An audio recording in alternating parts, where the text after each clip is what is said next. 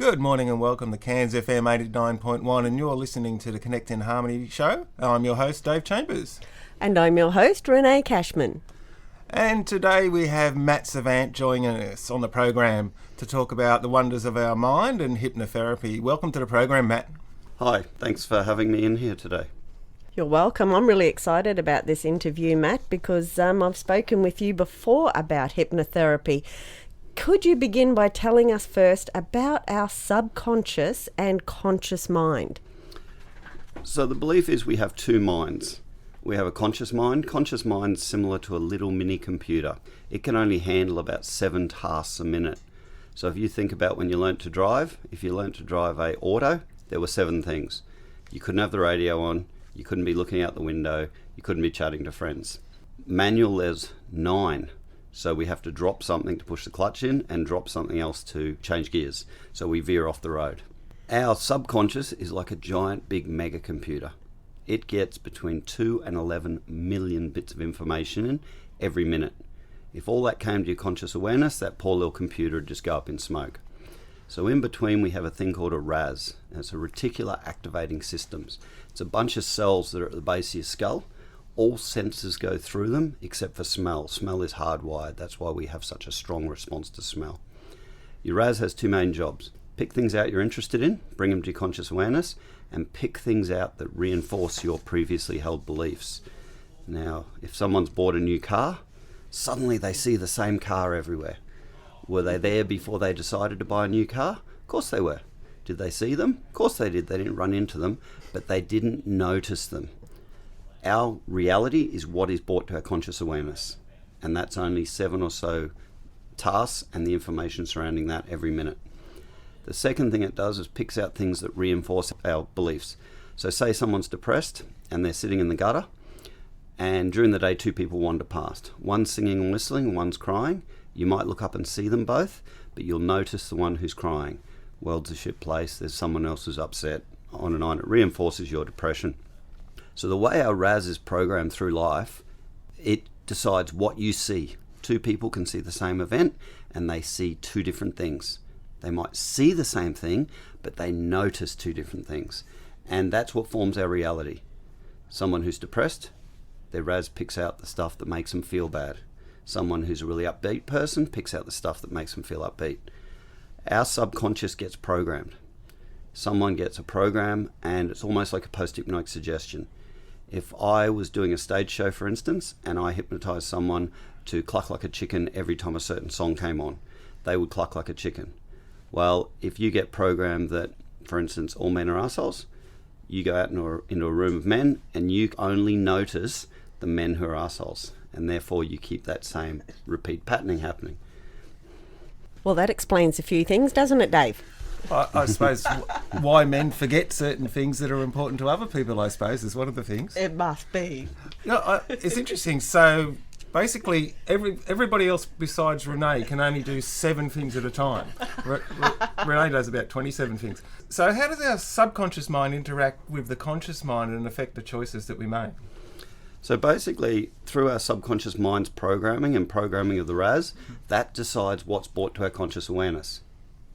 So our reality is based on that. The old story, reality is an illusion. It is an illusion because your reality is not the same as someone else's. Your life experience has programmed your subconscious and your RAS to pick out things to create your reality. That's why police at an accident scene ask a heap of people the same questions. There might be 10 people saw a hit and run. 8 might say it was a red car. Some of them say it's a station wagon, some are sedans, some say they're speeding, some say they weren't, some say they're on their phone. Well, they correlate. Okay, 7 people said it was red, someone else said it was a station wagon, and they correlate, and then they get the reality out of that because people tint the reality based on their subconscious. So is that the same thing like, say, when you hang out with negative people, like if you're at work and everybody's complaining about work all the time, and all of a sudden you get you become unhappy with work, whereas maybe you weren't before, but everybody else is complaining about it? Is that the same sort of thing? Sort of. In psychology, there's a thing that says you become like the 5 people you spend the most time with. So if you're hanging around with a bunch of negative people, they're basically programming your RAS over time, and now you're picking out the things similar to them. We were tribal for a long time, and being in the tribe or the village was our survival. So we learnt to mimic people. If we're the same, we fit in. If we got kicked out of the tribe, we would probably perish. So for survival, we learnt to mimic. So people very quickly mimic others. We use a lot of mimicry to actually get people, to help people into a trance state. So it's really important what we're surrounding ourselves with. Now, as a child, I believe those subconscious beliefs you talked about earlier were formed. And a lot of that's out of our control, isn't it? I mean, what can we do to set up positive beliefs? Like you used the example that men are assholes. And I might even have that belief from my childhood because I grew up watching domestic violence and such things. So that's sort of out of my control, isn't it? I mean, what could I have done, or what could I do now to set up a different belief in our subconscious, and how important is it from the childhood years? So it's important to understand how these things form. We have our subconscious mind. Imagine that's the yolk of an egg, and the conscious mind is the white. Up until about the age of 6 or 7, there is no protection. After the age of 6 or 7, we develop a thing called a critical factor, which is like a force field protecting that yolk, that subconscious mind. Now, it compares incoming information with what we already hold. If it's not similar or the same, we reject it. So a child under the age of 6 or 7, parent says, "You're an idiot." Kid walks around the house going, "I'm an idiot, I'm an idiot." You say to an adult, "You're an idiot," they go, "No, you're the idiot. I've been to uni, I've done this or that." So there's a couple of trains of thought. One is we are born as we're conceived as a perfectly clean slate. And because that subconscious is empty, we spend those formative years learning. And the belief is we learn 85% of our life skills in that, how the world operates, how relationships are, blah, blah, blah. That's why the old Freudian thing, women are looking for someone like their father. Well, they're actually looking for someone with traits similar to their father, right? They either do that or they go the complete opposite. So that forms our foundation. Now, if you experience domestic violence and it was very traumatic, if you haven't dealt with that trauma, the subconscious wants it dealt with. So it keeps throwing it up.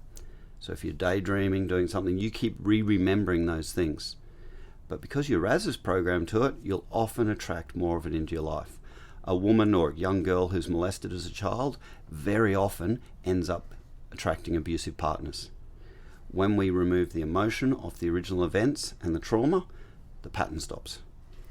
Yeah, so that resonates with me. I did go through a period of having some abusive aspects of relationship. So is that a key indicator, if that's not in your life anymore, that you've progressed and dealt with some of that trauma? Yep, it is. Some people haven't dealt with the trauma, they've just gone the opposite. So the trauma might still be there bubbling away, and it may need to be dealt with. They may have dealt with it in some way. But if that's not something you're getting in your life anymore, possibly you've used a therapy or self-help to do that. So Matt, how does hypnotherapy fit into all this? So hypnotherapy allows me to help you into a trance. A trance is a natural state, and I assist you into that state. In that state, your critical factor dissolves away. You now have access to your subconscious. Even as a numbers game, 7 tasks a minute, that's your conscious memory. All right, that's all you can access consciously. Subconsciously, you can access 2 to 11 million things all the way back. So on your drive, what were the number plates in front of you? XYZ. Yep. Unless it was a personalised plate, your date of birth, your name, or something Like XYZ. you would not remember because it wasn't brought to your conscious memory. I have trouble remembering my number plate. In a trance, you can actually go back over the journey and remember all the number plates, all right? So that's what we do with forensic hypnosis. We might help the police take someone who's seen an accident, go back and remember. So sometimes trauma, when we have trauma, our conscious mind shuts down and our subconscious takes over. So sometimes we don't even have a memory of the trauma. So in that subconscious state, we have access to it. So if you've got access to it, then we can work on it. And the subconscious makes a lot of mistakes, and it is very literal. Take, for instance, a girl has broken up with a boyfriend. He was doing something wrong. She's laying in bed in the fetal position crying. She says to herself, all men are assholes. I'll never find a decent man, for instance. Well, she's just basically, because she's in a painful state, the subconscious protection has dissolved away. She has basically just post-hypnotic suggested to herself that all men are that way. She then goes out, walks into a room of 10 men, and guess which one her Raz points out to her and she notices? The one that's not very nice. And she can't work out why she forms this pattern. So that would be a subconscious belief, and that's how they can form. It's very straightforward. Sometimes the mind is so literal, and the world is way too complicated for our poor old flight or fight response. So we're getting to a state now that our flight or fight is designed for being hungry or being attacked. And now we've got Trump, North Korea, asteroids. It's way too complicated. And the subconscious mind makes mistakes. And often those mistakes can greatly affect our life. If you can go back and see what that decision the subconscious has made, then we can change it. Well, that sounds absolutely awesome. Now, you've given some example there in terms of relationship. Could you run us through what all the different aspects of what hypnotherapy can actually help us with? Okay, hypnosis is a very broad thing. Hypnosis is a state. So hypnosis in itself is not a therapy. Hypnosis gets you into a state where you have access to the subconscious. From that state, we can apply therapies. Things psychologists use, counseling, talk therapy, neuro-linguistic programming, storytelling, metaphors. There's so many things we can do. We can heal past trauma. We can deal with beliefs and habits. So smoking, weight loss, those things. Self-confidence, self-esteem. If you've had traumas and stuff, take the trauma and then boost your self-confidence and your self-esteem up. We can work with weight loss, stress and anxiety, sleep, business. People have, and I had one in the clinic this morning, someone had a ceiling on where they believe they should be, they can get to. And we call it our upper limiting problem. Every time they get near it, they self-sabotage. You see it in business all the time. Couple have a successful business, they build it up, they're doing really well, they've just been on a big holiday, they've made X, Y, Z in money, and then one of them cheats and they lose the whole lot. So through our beliefs, our habits, our forming, mum and dad might have had no money and they tell you money's evil. If it happened before you're 6 or 7, you now believe money's evil. So we can see those belief systems and we can change them for ones you'd rather have. So basically anything can be modified, changed, adjusted, enhanced, deleted, added with hypnotherapy. All right. So can hypnotherapy be a painful experience if you're reliving past trauma? It can if it's done wrong. I was having a chat to someone the other day who had hypnotherapy, and the therapist actually told them it was painful going in, so it's got to be painful coming out. Now, the way I do it, I disassociate the person. It's a natural fail-safe we've got. If you've ever heard of someone having a trauma and they've watched it happen from the corner of the room, it gets the conscious mind out of the way. Now, only the conscious mind can go into shock and feel shock. So if we disassociate someone, they're looking down on it as if it's happened to someone else. So they're not going back into the emotional state. Generally, someone comes in and has a chat to us about what they want to achieve, and often they'll cry because they'll say, I had this trauma, I had this. In therapy, it's very, very rare that we ever even get a tear. It is so. That's why I love hypnotherapy. They've been through it once, they've been through it when they think about it. Why would I want to take them there again? So we get them detached and they deal with it gently. Most people leave. I had a woman the other day, I think I'll leave my car here. I want to sprout wings and fly home. She said she felt so light after the therapy. That's really great. And from, not personal experience, but with my son, and you took him through that experience where he was up in the corner watching the death of his brother, and he did not feel all the pain, etc., that he would have initially if he had, been conscious, so to speak, of that traumatic experience. So our mind is such an amazing tool, and if we could learn to harness it, is anything not possible for us? What are like you said, there's a ceiling limit that we put on ourselves, but if we can learn to harness the power of our mind, it sounds like anything is possible. Our mind is the only thing that limits us. and it's limited by beliefs.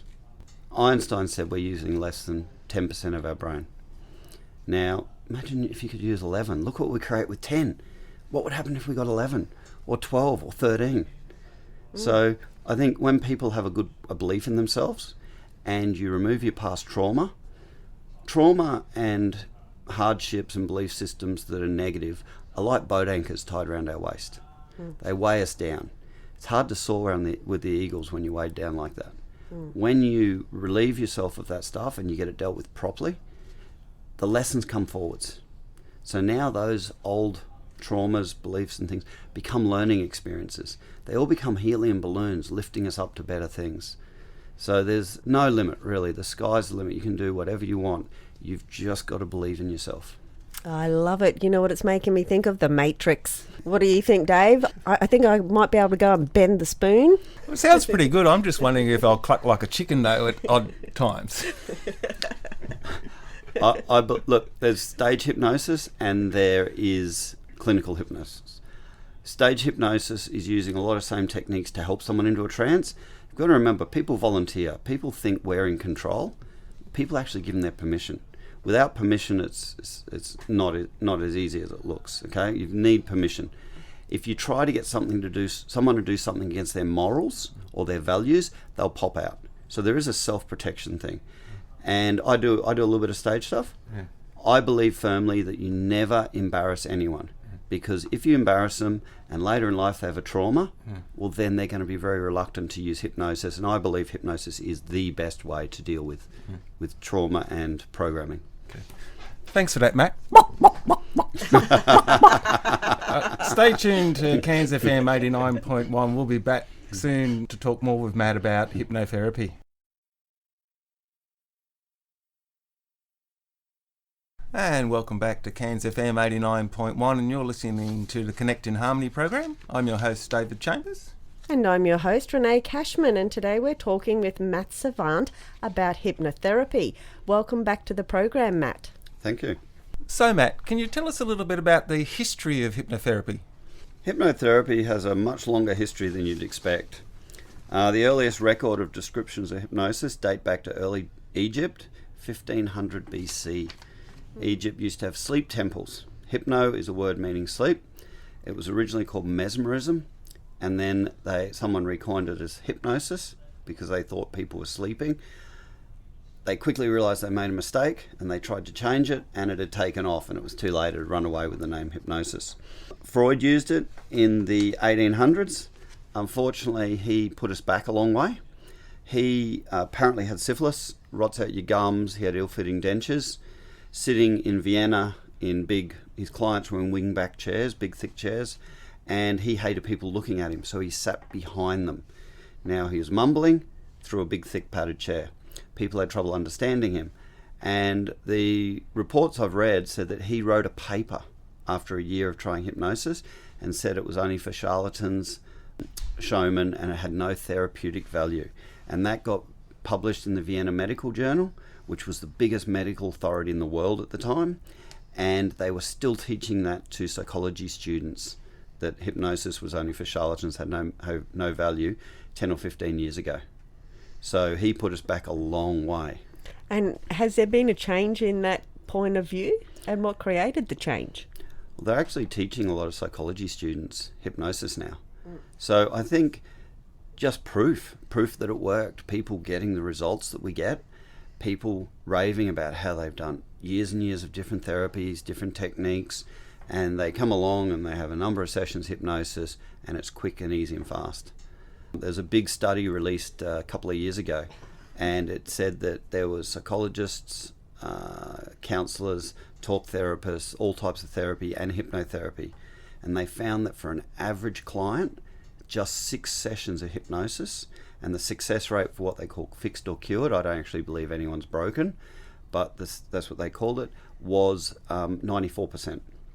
The others, an average of 600 sessions, and the success rate was 34%.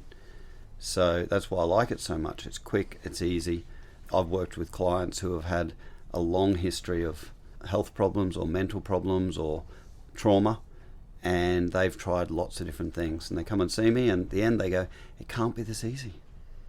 And I go, well, it is. Would you like me to put it back? No, I'm right, I'm happy. And off they go and they're happy. What about the people that say that they have been hypnotised and it didn't work? Okay, so there's a number of different things. Often it's about building rapport with the client. I get people in for an intro session free of charge just to see whether we're a good client practitioner match. If I don't like someone, if I don't feel comfortable, I don't work with them. If I notice that they don't like me, I suggest they find someone else. So some therapists just take your money no matter what.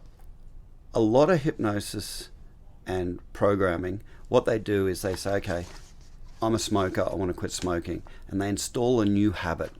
You're now a non-smoker. But the old habit's still there, and all the triggers are there.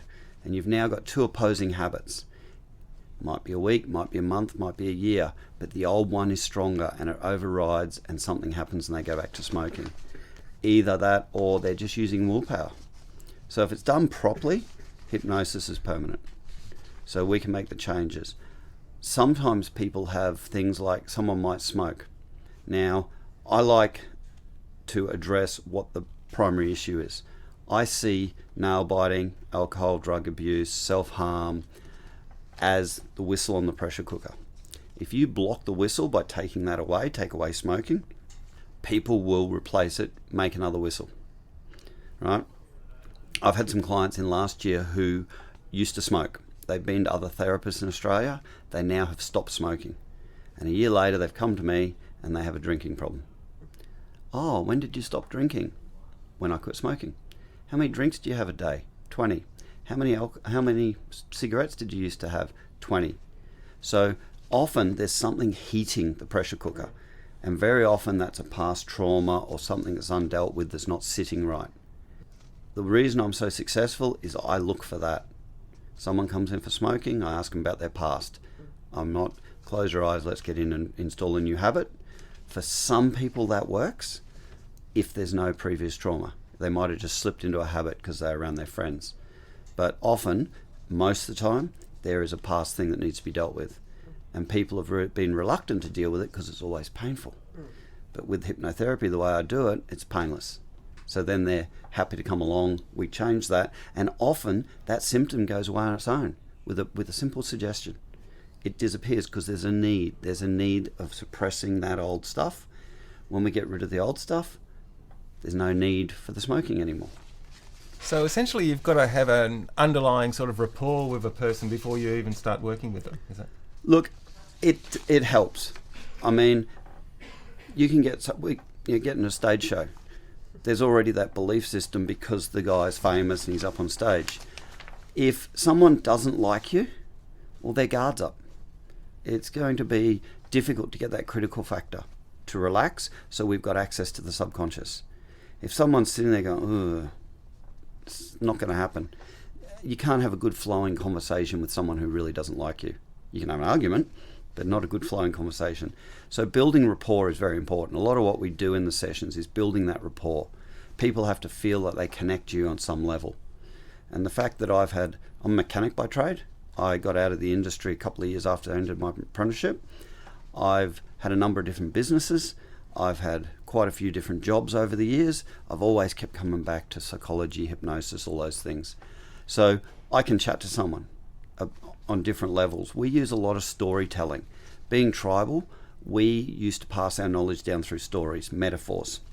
And that's what a lot of NLP is about. So by telling someone a story has a lesson in it. Now, if I can build a story that relates to what you do in your industry, it goes into your subconscious and you can learn from it. It can help programming. If I get the story wrong, right? I might be talking about a mechanic fixing a car and I tell them that they lift the gearbox up through the roof, which is wrong, straight away that story is not going to work. So that big bulk of life experience I've got helps me to help others because I can construct those. Right, so it has to be relevant. Actually, you were talking about those stage shows. I've seen a lot of them when I was younger. I used to work in a club and we used to have a lot of that sort of thing. And people would come away from that saying that they can't be hypnotised. So what's the go there? So in a stage show, we're looking for the most suggestible people. Suggestible doesn't indicate a weakness. About 15% of the population goes very deep very quickly, and we give them a name. We call them somnambulists. Now, there's all different levels of trance, and there's all different phenomena that happens at each level. Somnambulism is a fairly deep level of trance or hypnosis, and the phenomena that happens there for most people is amnesia. So your mate gets up on stage, clucks like a chicken, and when he comes off, he's also moonwalk like Michael Jackson. Everything we do better in hypnosis. Comes off stage, mate, you're awesome. No, can't remember a thing.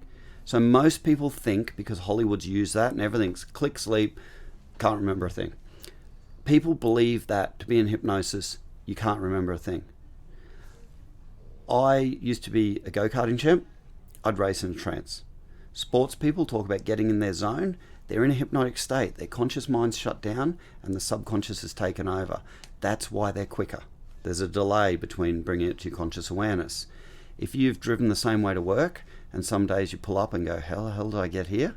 You can't remember the journey, wonder that was a red light back there. You were in a trance. Time tends to speed up when we're in a trance. If you were doing something you love, say go water skiing for the day, right? If you're good at it, day was gone. When you go back to it, it didn't last very long. If you're doing something you hate, time drags on forever. So those times in your life when you've done something you really like or you really enjoy and it went fast, you were in a trance. So everyone can get into a trance. The stage show, we are looking for the most suggestible people. A somnambulist, we can get into trance in between 1 and 10 seconds. Quick moving show creates the illusion that we've got this control, that we're the puppet master. Everyone else can get down to that somnambulism. For most people, it can take between a couple of minutes and 3 or 4 sessions. For a stage show, somnambulism is absolutely important. So the guy doing the stage show might try something with someone quickly, a quick little thing. And if it doesn't work, he goes, oh, you're not right. And the person walks away thinking they can't be hypnotized. I've had somewhere between 1,500 and 2,000 people through my current clinic. I've had one person who started to go into a trance, got very upset, came up, didn't want to continue. Came back 4 days later, straight into trance, no worries. Now, when we talked to her later, they'd had a very traumatic experience the night before. So as soon as she started to relax, her subconscious was going, deal with this, and she's going into a trauma state. So that one person, I couldn't help into a trance on that first day, but they did go the next time. The other 1,500, 2,000, every one of them went deeply into trance in the first session. So it's a bit of a myth about thinking that you can't be hypnotized. Could you briefly tell us what would one expect when they come in to have a hypnotherapy session? We're almost out of time, so if you could just briefly tell us about it. Sure. So look, we do a first initial consult and I have a chat to find out what's going on. Even if someone rings up and says, hey, I want to quit smoking, it's not straight in. I want to have a chat to you first and find out what's heating that thing. We have a chat, ask you some questions. I explain how your mind works. I believe that if the mind knows how it works, it jumps right in. If it's not sure what we're doing, it tiptoes and the results take longer. I want to get it done quickly and cheaply so that people can get on with their life, leading their best life. So most of the time, I help them into a trance.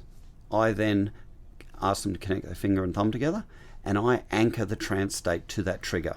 And then they take themselves in and out of trance. So they're now in control, or they're in control the whole time, but now they're in control of their state. They can take themselves in and out. In that state, we have access to so much more. And we go through some processes, clearing old subconscious beliefs, finding things that are limiting them, switch them around. They're doing all the work. I'm just guiding them. When your conscious mind's out of the way, you have access to the subconscious. As soon as you try to guide yourself in that state, you bring your conscious mind back, you're not in the subconscious state. So in theory, I become your conscious mind guiding you. Thanks for that, Matt. Actually, interestingly, in Hollywood, also somnambulists are vampires. Are they? There's actually a vampire movie made, I think, early 20s called The Somnambulist. It's about Dracula. Yep. Yeah. So when some somnambulists, when they go into trance, I've got a good friend that does this, their eyes roll back and they leave their eyes open. So all you can see is the whites of their eyes. And all the old movie posters, the devil and vampires, all had white eyes with no pupils. Okay, so that explains a lot about my ex-mother-in-law. Anyway, Thanks for that, Matt. Coming up next, we'll be sharing Matt's contact details, so stay tuned to Cairns FM 89.1. And welcome back to Cairns FM 89.1 and the Connect and Harmony program. I'm your host, Dave Chambers. And I'm your host, Renee Cashman, and we've been talking today with Matt Savant from Helping Hand Hypnotherapy. Now, if people would like to contact you, Matt, how can they? So they can Google us. Obviously, Google's the master of all contact details. We have a website, helpinghandhypnotherapy.com. We have a Facebook page and Instagram and Twitter account, all those things. I don't do my social media, so... Oh, but you got all the social media things covered. What about a phone number? Have you got a phone number for us? We do, 0438 717 413. Did you have to go into a trance to remember that phone number, Matt? Or I've had that one for about 20 odd years, so it just rolls off. Now, I understand also you've got a special offer for the listeners today. Yes, we have. I like to do the free intros with people, so that way we can assess what they need and actually make a recommendation on what I believe is going to take to fix the problem, and that way they know what's up front. We get you in for an hour and a quarter. We have a chat. I explain about how the mind works. A lot of things I've said here today are in it. And that helps people to understand. And most people are sitting there going, aha, that's why I do that. That's why I do that. That's why I do that. That also builds that trust, that rapport. People then tell me about what their issues are. And by watching them and watching how their body changes state and how they react to certain things, I can deem and say, right, I think we need that. And 75-80% of people who come in go away, have a think about it, and then sign up. So to book that free intro, jump on our Facebook page. There's a book now button. It'll come up with free intro or paid session. Click on the free intro, fill in the details, and come in. And you can read more about this in the latest issue of Connect magazine, which is found in all good health food stores and shops across Cairns, Port Douglas, Townsville, and the known universe. And stay tuned to Cairns FM 89.1. We'll be back shortly with our gratitude section. And welcome back to Cairns FM 89.1 and the Connect in Harmony program. I'm your host, Dave Chambers, and I'm here with Renee and our guest, Matt Savant, and we've been talking about hypnotherapy. Now, Matt, how important is it to have an attitude of gratitude? Gratitude is an amazing thing. We hear about monks who just meditated for 10 years on gratitude. Gratitude does things to the human body that is absolutely phenomenal. One of the things it does is it programs your RAS to pick out other things to be grateful for. Now, every time you find something to be grateful for, it floods your body with good chemicals. Someone who's depressed floods their body with bad chemicals because they're picking out bad things. We get our clients very often, especially if we're working with depression, to have a gratitude journal. Last thing at night, just before they go to bed, they write down at least one thing they're grateful for. Now, what that does is it releases all those chemicals, and now you go to bed and you marinate in it all night, all those feel-good chemicals. If you happen to have a day that was particularly bad and you can't find something, you read back through the previous days. In your mind, you go back to them, you release the chemicals, you go to bed and you marinate in them all night. So gratitude is amazing. It absolutely changes people, and it's such an important thing. People sometimes go, well, what can I be grateful about? There's 7 billion people on the planet. Over 2 billion don't have clean running water. If they give their child a drink, the child could die. In Cairns, we have some of the nicest water in the world right out of the tap. That's something to be grateful for. Turn on the hot tap and you got hot water for a shower. So every time you hop in a shower and you feel hot water, wow, I'm grateful for that. It could be a flower, it could be someone letting you into the traffic, a rainbow. I walked out yesterday and saw the most amazing rainbow that went from Yarrabah to the hills over the other side. I was like, wow. I looked at it for about 30 seconds and I buzzed for the rest of the day. So just finding those things, and when you do write them down, that programs your RAS and you'll notice more of them. You'll get more good chemicals, you'll feel better. Before you know it, you're soaring with the eagles. Sounds fantastic. Now, you mentioned there writing one thing down. So if you could write 10 things down, does that just keep reinforcing your RAS and make it stronger and stronger? It does. I always say to people at least one. So if I'm working with someone who's depressed, sometimes if you overwhelm them with 10, it's the more we can do. But obviously you don't want to cut into your life so that you're spending an hour each night writing down. For a busy person, it's unreasonable. But if you've got a couple, that's good. You might pick out one from your relationship, one from your work, and one from your interactions with other people. All right, so could one of them be like, I'm grateful I don't have to write such a long list? It could be. It could be. It could be. So you sort of already shared some of the things that you're grateful for. Is there something else that you'd like to throw in today for your gratitude for today? I've got 2 young children with Alicia, and they're 3 and 4 now. And we'll play games at night. When I finish work, I make a point of spending at least 15 minutes. And something I've been grateful for lately is Alicia got out a nice heavy-duty balloon, and we've been playing a game like volleyball where we hit the balloon to each other. And we giggle and we laugh, and it is just phenomenal. And by the end of it, you're feeling so good. So we make a point of trying to do that every day. And that's something I'm grateful for. I just even go back now, my voice has changed a little bit because it just fills me with joy. What about you, Dave? What would you like to express gratitude for today? Well, I suppose I'm grateful for my memory. My memory used to be notoriously bad, but I've started writing things down so I don't forget important dates and stuff now. And my memory's actually improved because not only do I remember things, I sort of remember to write things down so I don't forget them. So it's actually... And what about you, Renee? Well, I've been a little bit unwell and got a bit of a sore throat, and geez, I sort of was thinking, I can't even remember the last time I had a sore throat and started to lose my voice. So I must say I'm very grateful for my health, and I'm very grateful that I have access to different medicines and nutrients to get healthy quicker and get on top of it. So that's what I'm grateful for today. That's excellent. Now, you can check us out on SoundCloud. Now, we're going to put the link up on our Facebook page. Now, thanks, Matt, very much for coming in today. It was really great to have you. Yeah, No worries. thanks, Matt. Thank you very much. Something I'm grateful for. And tune in next Tuesday.